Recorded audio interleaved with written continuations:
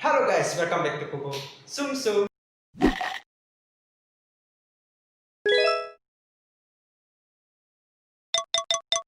Jadi di video kali ini, Koko bakal ngasih tau sama kalian salah satu hantu yang sudah cukup legenda di Indonesia. Hantu ini memiliki ciri-ciri, memiliki rambut hitam panjang dan memakai baju panjang dengan warna putih. Apakah kalian tahu guys, kira-kira hantu apa yang akan Koko bahas kali ini? Ya, tepat sekali. Hantu yang akan Koko bahas kali ini adalah kuntilanak. Di video ini Koko bakal ngasih tau sama kalian siapa itu kuntilanak, fakta-fakta tentang kuntilanak dan tempat-tempat yang sering ditinggali oleh kuntilanak serta hubungan antara kuntilanak dengan lagu Lengser Wengi. Kuntilanak atau sering juga disebut dengan kunti merupakan hantu yang berasal dari perempuan yang meninggal pada saat sedang hamil atau saat sedang melahirkan bayinya. Kuntilanak itu dalam bahasa Melayunya Pontianak atau Kuntianak yang memiliki kepanjangan perempuan mati beranak. Di Asia Tenggara seperti kita kenal dan di Nusantara juga hantu ini sering disebut dengan langswir. Umumnya kuntilanak ini digambarkan sebagai seorang wanita yang cukup cantik, memiliki rambut panjang berwarna hitam serta menggunakan baju panjang berwarna putih. Salah satu pohon yang paling disukai oleh kuntilanak adalah pohon waru. Pohon waru ini pohon yang tubuhnya condong ke samping. Seperti ini guys. Kuntilanak dikenal dengan suaranya yang melengking tinggi. Ia terkadang suka juga menangis, baik dia tertawa maupun menangis, biasanya hanya terdengar dalam waktu yang sangat singkat, hanya dalam jeda waktu tertentu. Sewaktu muncul, kuntilanak sering diiringi dengan harum bunga Kamboja. Konon katanya, kuntilanak ini sering sekali menyamar menjadi seorang gadis yang cantik rupawan, yang membuat semua laki-laki akan terpikat dengannya. Lalu pada saat laki-laki tersebut lengah, kuntilanak ini akan menghisap darahnya. Kuntilanak dikatakan sering menjelma menjadi wanita cantik yang berjalan di tempat yang sunyi dan sepi. Oleh karena itu, cerita ini dipercaya untuk melindungi wanita yang jalan sendirian di tempat yang sunyi dan sepi, yang akan digangguin oleh pemuda-pemuda, sehingga pemuda tersebut akan takut untuk mengganggu perempuan ini karena dianggap sebagai kuntilanak. Dalam cerita Melayu, kuntilanak ini dipercaya memiliki lubang di punggung belakangnya, terdapat di punggungnya. Sedangkan dalam kepercayaan Sunda agak sedikit berbeda. Kuntilanak ini dalam kepercayaan Sunda tidak memiliki lubang di belakangnya.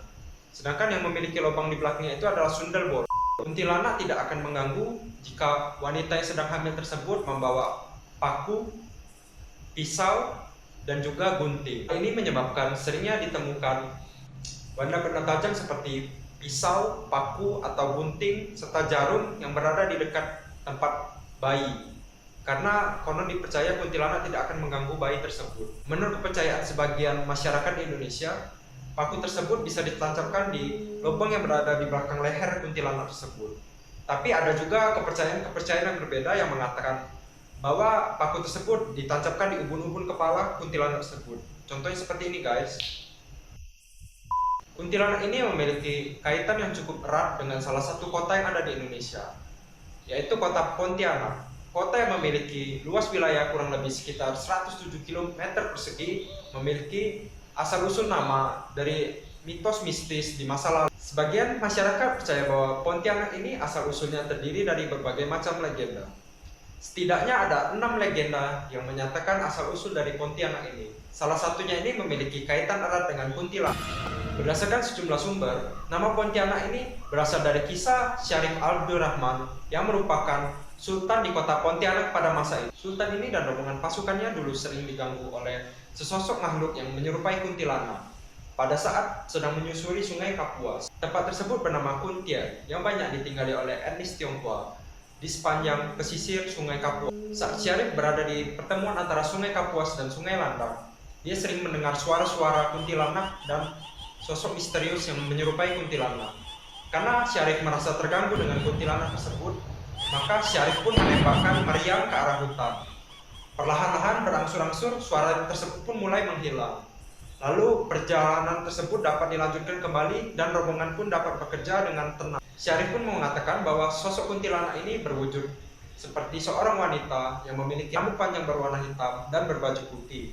Terdapat juga beberapa kesaksian yang menyatakan bahwa mereka pernah melihat kuntilanak ini sedang berada di atas pohon yang menggunakan baju panjang berwarna putih serta memiliki rambut hitam yang panjang. Nah, kuntilanak ini sendiri memiliki ciri khas tertawa yang melengking yang sangat khas. Berikut fakta tambahan seputar kuntilanak. Jika kita mendengar suara kuntilanak yang besar seperti ini, berarti kuntilanak tersebut berada jauh dari kita. Sedangkan jika kita mendengarkan suara kuntilanak yang kecil seperti ini, nah berarti kuntilanak tersebut berada di dekat kita sekarang. Makanya kalian harus waspada ya kalau kalian mendengar suara kuntilanak yang kecil. Banyak pengakuan juga yang mengatakan bahwa kuntilanak ini berjalan dengan cara melayang. Tapi banyak juga kesaksian yang mengatakan bahwa kuntilanak ini jarang sekali berpindah tempat. Dia ini biasanya hanya berdiri atau duduk saja diam di pohon atau di tempat-tempat tertentu. Dia jarang sekali berjalan. Tetapi ada juga yang kesaksian yang menyatakan bahwa kuntilanak ini dapat berpindah-pindah tempat secara instan, secara tiba-tiba. Misal dia tiba-tiba muncul di belakang kalian. Tempat yang paling disukai oleh kuntilanak ini merupakan tempat yang memiliki puing-puing bangunan atau bangunan yang setengah jadi. Selain tempat-tempat itu, kuntilanak juga menyukai tempat-tempat yang terbengkalai, yang sudah lama tidak ditinggali, sepi, seperti misalnya juga gedung-gedung sekolah-sekolah yang malam-malamnya sering gelap, aula-aula, tempat-tempat pernah terjadinya tragedi, rumah sakit, dan tempat-tempat lainnya. Posisi-posisi tempat yang disukai oleh kuntilanak itu seperti di lorong-lorong, di pojok-pojok di pinggiran ruangan, di dekat tangga. Nah, itu tempat yang kesenangan dari kuntilanak ini, guys. Jadi guys, kalau di dekat rumah kalian ada tempat-tempat seperti tadi, kayak lorong-lorong, pojok-pojok, atau sekolah kalian itu malam-malamnya gelap, atau di dekat rumah kalian ada bangunan-bangunan lama yang sudah kuno, peninggalan Belanda yang sudah lama ditinggalin kayak itu, kalian harus hati-hati guys. Apalagi tiba-tiba kalian mendengar suara kuntilanak yang kecil ya di dekat kalian. Mungkin aja kuntilanak itu sekarang berada di dekat kalian.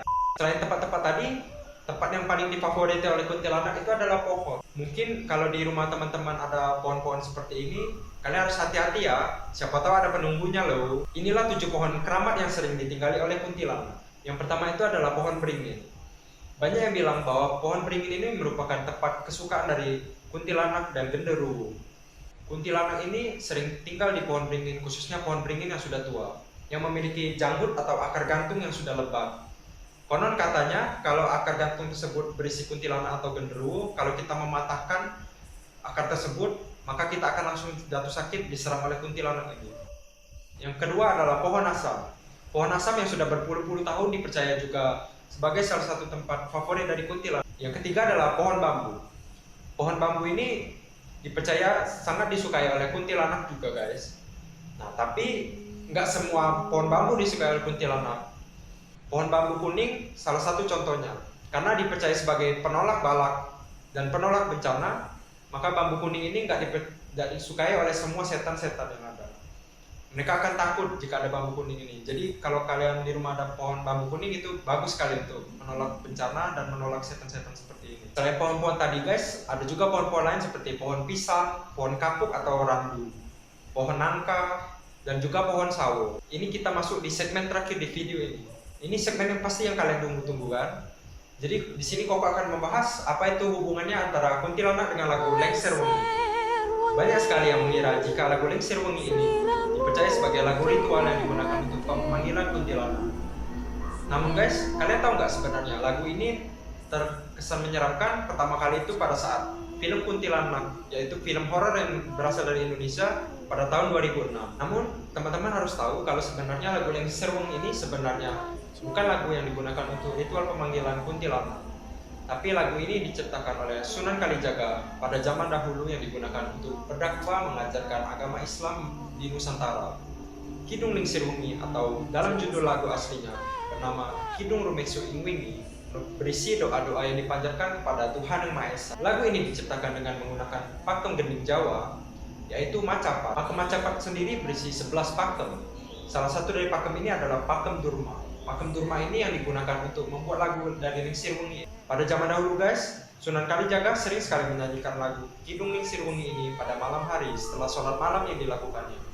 Lagu ini bertujuan untuk sebagai penolak bala atau menjauhkan diri dari makhluk-makhluk gaib. Bahkan dalam perkembangannya, lagu ini sering sekali digunakan oleh ibu-ibu pada zaman dahulu untuk menidurkan anaknya. Seperti mirip lagu Nina Bobo itu guys. Jadi lagu ini digunakan untuk menidurkan anaknya. Hal ini disebabkan karena lagu Lingsir Wengi ini berisikan doa-doa yang dipanjatkan pada Tuhan Yang Maha Esa. Bukanlah lagu ritual pemanggilan kuntilanak seperti kita percaya selama ini guys. Sekian guys video dari Koko kali ini mengenai hantu kuntilanak. Jadi guys, gimana pendapat kalian mengenai cerita kali ini? Kalian boleh tulis di kolom komentar di bawah ya pendapat kalian tersebut. Kalau kalian penasaran dengan makhluk halus lainnya yang ingin Koko bawa di video berikutnya, kalian boleh tulis juga di kolom komentar di bawah. Serta kalau kalian suka dengan video ini, kalian boleh tekan tombol like dan share ke teman-teman kalian. Kalau kalian ingin mendukung terus channel ini, kalian boleh tekan subscribe di bawah dan tekan tombol lonceng notifikasi di sebelahnya agar kalian tidak ketinggalan video-video terbaru dari Koko. Sampai jumpa di video berikutnya. Stay calm and drink your kuku.